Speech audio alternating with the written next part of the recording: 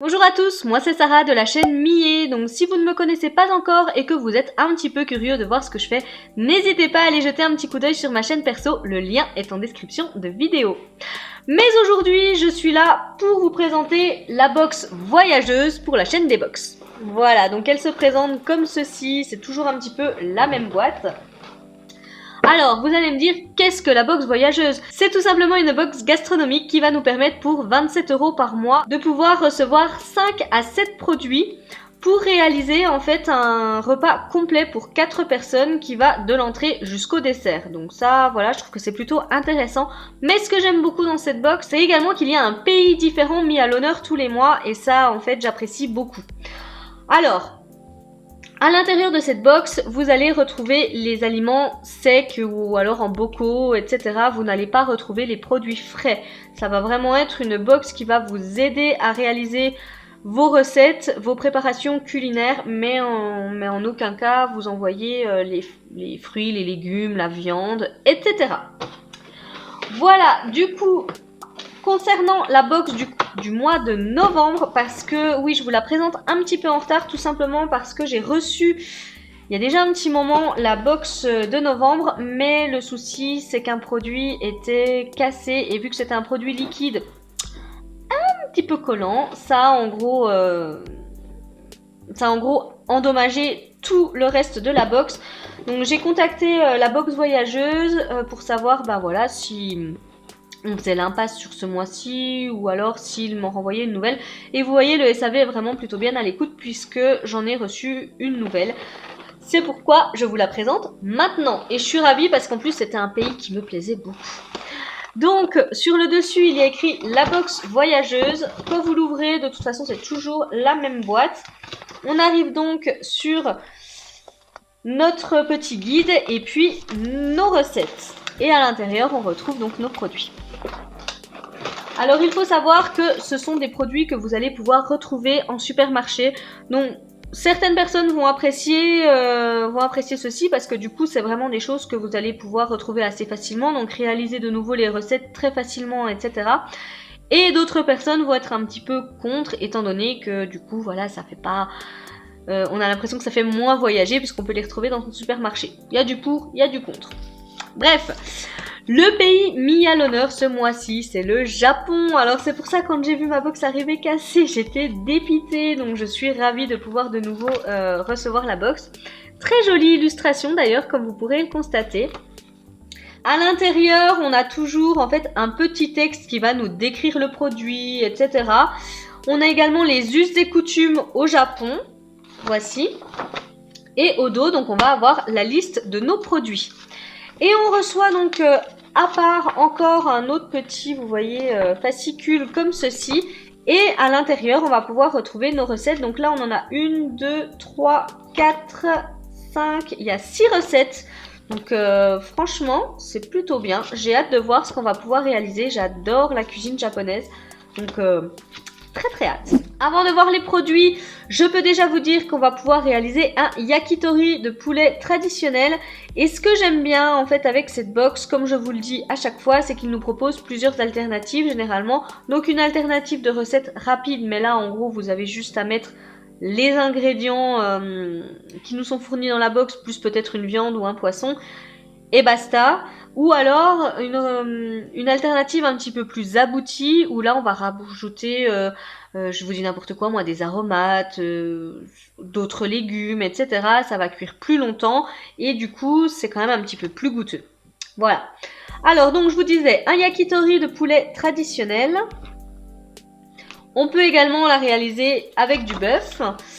Un poulet japonais au soja épicé, un wok de légumes, un sekian, ok, donc ryo azuki, je connais pas du tout. Un yaki udon de magret, ça doit être bon. Et gomasio à réaliser avec le sésame de votre box. Ok, bon bah écoutez, très bien.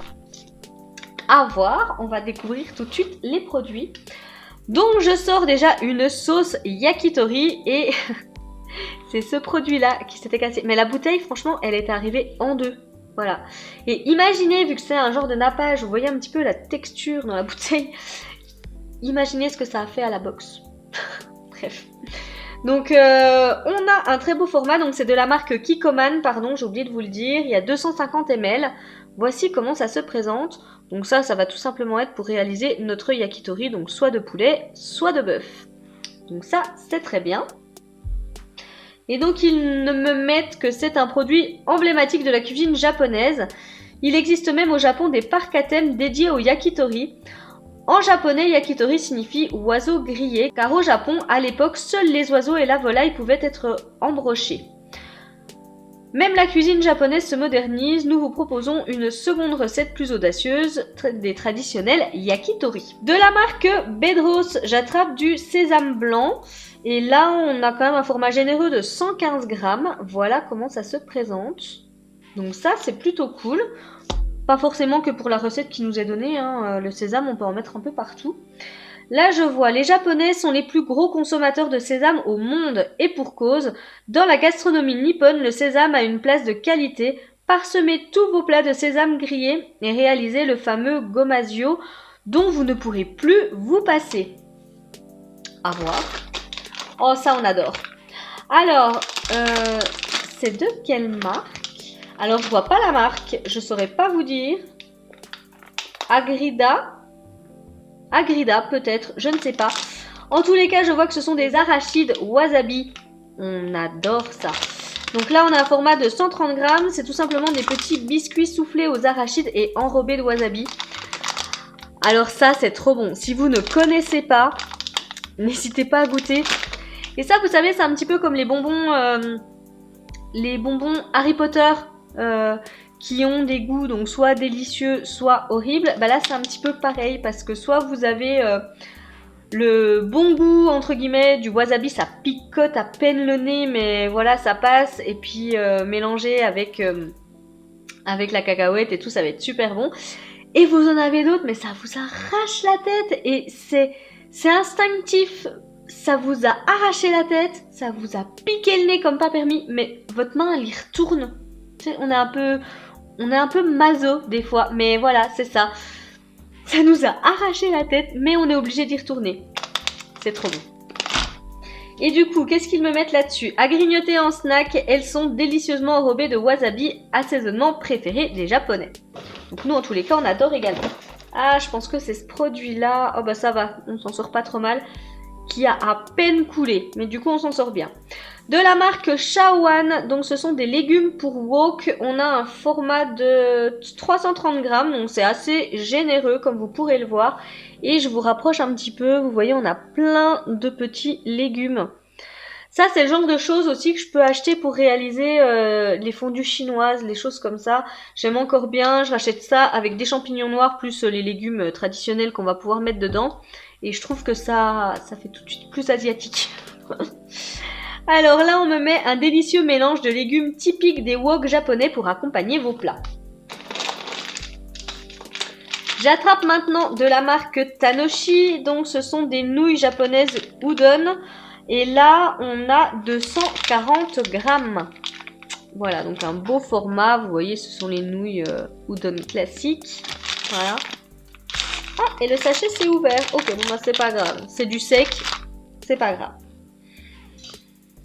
Et du coup, on me met les udon nés à Kagawa, sont avec les soba, les pâtes les plus consommées au Japon. Encore une belle découverte de qualité à consommer sans modération. J'attrape ensuite, toujours de la marque Tanoshi, une sauce soja épicée. Je crois que j'en avais déjà une d'ailleurs dans une des box voyageuses. On a 200 ml et voici comment ça se présente. Alors, là c'est médium, donc je pense que ça va aller. La dernière, je crois qu'elle était encore plus épicée et j'ai eu du mal à m'en servir d'ailleurs.